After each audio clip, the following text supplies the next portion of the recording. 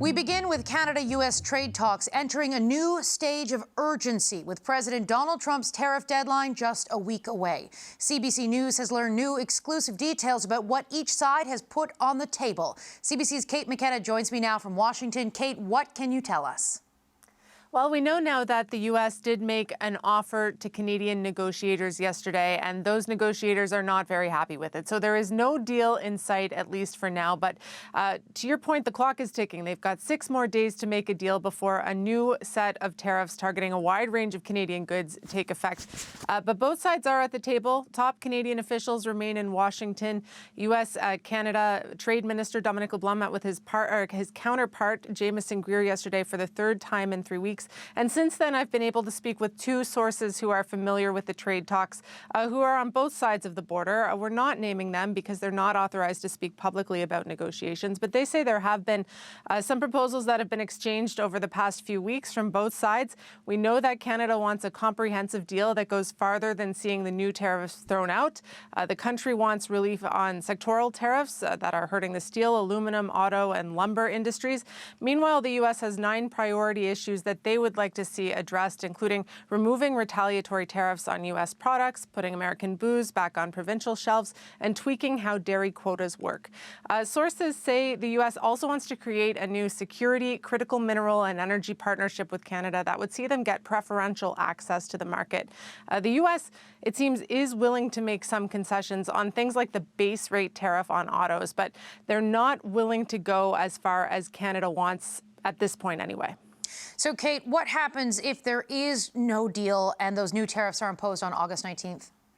Well, I think it's important to underscore that deal or no deal, the relationship between both countries is going to change. And so we know that the deal or the goal is to present a deal to the president by next Monday or Tuesday. They don't have a deal to present to him yet. If there is no deal by that time, the prime minister has said that retaliation could be on the table. We know via sources that he asked premiers to suggest potential options to hit back last month. We also reported last week that Canadian officials have warned the U.S. that if they can't reach an agreement by next Wednesday, then Canadians may not have an appetite to keep going with these talks. So for now, both sides still at the table, but pressure definitely mounting to reach some sort of breakthrough. All right, the CBC's Kate McKenna in Washington. Thanks, Kate. You're welcome.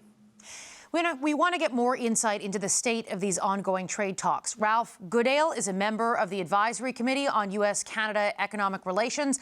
Mr. Goodale, thank you very much for joining us. Give us a sense of where the negotiations are in this moment from your perspective. Well, they're obviously in the stage of exchanging proposals and considering whether or not on each side those proposals are good enough.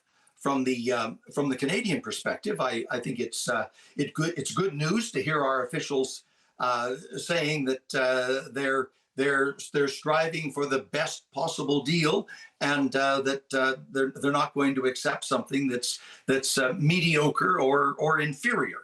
Having that backbone, having that courage of our convictions, I think is extremely important. This is the nitty-gritty of negotiation. We want the largest and freest possible market access to the United States with as much certainty as we can get for the long term.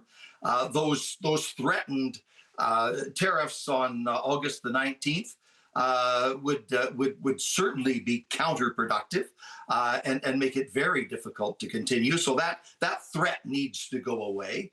The existing sectoral tariffs in a number of areas like steel and aluminum and so forth, those need to be substantially reduced. And we need a way forward for discussions, a path forward to continue the discussions about the CUSMA arrangement, how to extend it, how to improve it, how to preserve the benefits of CUSMA for the long term on both sides of the border. And whether or not we make any offers on our side to the United States will depend on the quality and the reliability of their offers to us on those areas about market access. In that answer there, you talk about some of the things that the Canadian team is seeking, and our reporting has been that Canada is looking to get some relief from tariffs on the sectors like aluminum, steel, forestry, the auto sector. But when Mark Carney was elected Prime Minister, he took the elbows up approach. How does, him accepting a lower tariff rate rather than no tariff rate, how does that sort of meet the message that he gave to Canadians? Well, I think, among other things, you compare the Canadian situation to the rest of the world. And Canada thus far has maintained for Canadians the very best market access of any country anywhere in the world on the freest of terms, and with the protection of the CUSMA umbrella. And the results for Canada will really be in the proof of the pudding is in the eating, Katie. And I think we'll need to compare what the Americans offer, what we offer, and whether or not, on balance, we think that is an improvement over where we are today. The Americans will want a trophy. They will want bragging rights. That seems to be a part of their modus operandi. It's not new. The Americans have always taken that position. I remember when I was negotiating for the grain industry when I was Minister of Agriculture 30 years ago, the Americans wanted a cap on durum wheat sales into the United States. That was pretty unpopular among Canadian grain producers. But we negotiated a cap that was so high we wouldn't possibly reach it in a number of years. The Americans went home with their bragging rights, beating their chests and saying how much they'd won. Meantime, we exported the largest volume of durum into the American market ever in history to that point. They had bragging rights. We had the cash. That's what you have to measure. Canadians, as you make that point there, Canadians, when you look at the threat that Donald Trump has made with this 50% tariff on a wide range of goods, Canadians have seen this movie before with Donald Trump. Sometimes he makes good on the threat, sometimes he doesn't make good on the threat. What is your sense of how ready the Americans are to ratchet up the trade war? Unpredictability is something that is now built into our relationship with the United States. It's built into the American relationship with every single country in the world. They are mercurial. They are unpredictable.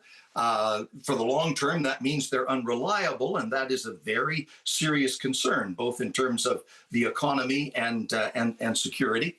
But it's just now a fact of life that this is the way this administration operates.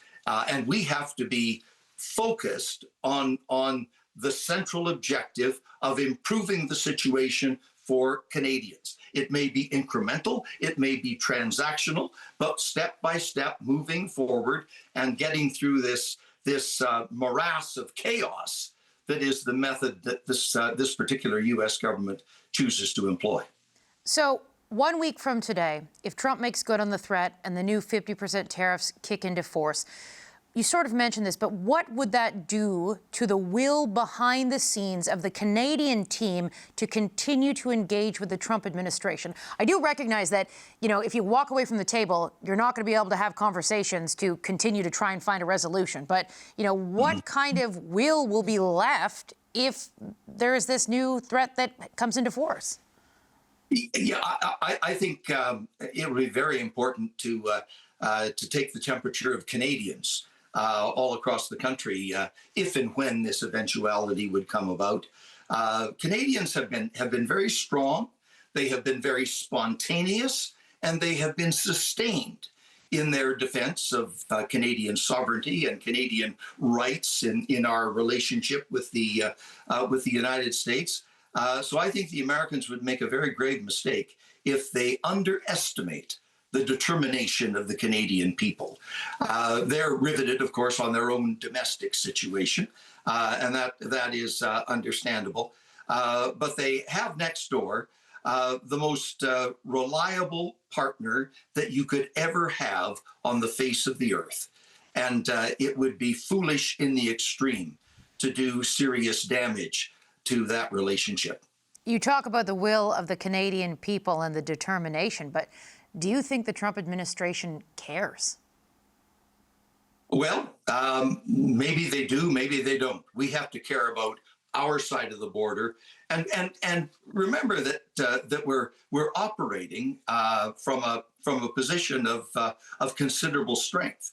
You just saw those job growth numbers last week that were pretty impressive. We've got the lowest debt in the G7. We've got a very strong foreign investment pattern that has developed over the last year and a half or 2 years. We've got growing security and economic relationships with a whole variety of countries around the world. And we've got the size and the value and the quality of the Canadian market, which is the single most important market for nearly 40 of the 50 American states. And the Americans sell more to us than they sell to the UK and France and China and Japan all combined. So we have leverage. We also have assets like critical minerals and potash and others that are pretty important to Americans in terms of supplying their economy with the essentials of what makes them prosperous. So we need to understand our leverage, use it judiciously, but be prepared to use it, if necessary, to make our point. The last question I want to ask you about is this petition that tens of thousands of Canadians have signed that calls for the U.S. ambassador to Canada, Pete Hoekstra, to be kicked out of the country. Do you get a sense of whether that helps or hurts the trade talks? Is that like sticking an eye in the voice of Donald Trump in Canada? Or sticking a finger in the eye, like right in there? It's pretty understandable why Canadians are rather aggravated with this individual. But the fact of the matter is he is the person who has been chosen by the U.S. government to represent the U.S. government in Canada. Sadly, he may be a pretty accurate representation. But the fact of the matter is, let's not get distracted with all of these rabbit holes that present themselves. We have to stay focused on the main event. The main event is getting the very best result for Canadians. Let them have their bragging rights. We'll take the cash. And that needs to be the bottom line for Canada. Stay focused on what matters. Ralph Goodale, the former High Commissioner and former Minister, now a current member of the Advisory Committee on Canada-U.S. Economic Relations. Thank you very much for your time today, sir. Thank you, Katie.